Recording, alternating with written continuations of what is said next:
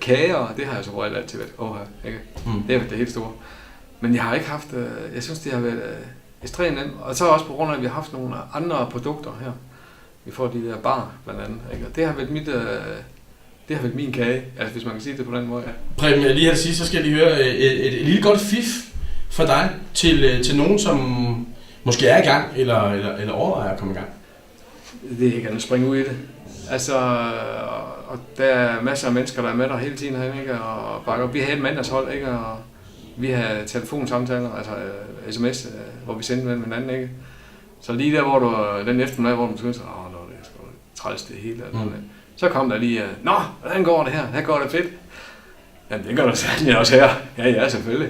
Altså, den der gruppe der, det tror jeg, det har været med til at trække det hele. Det trækker virkelig meget, det gør det.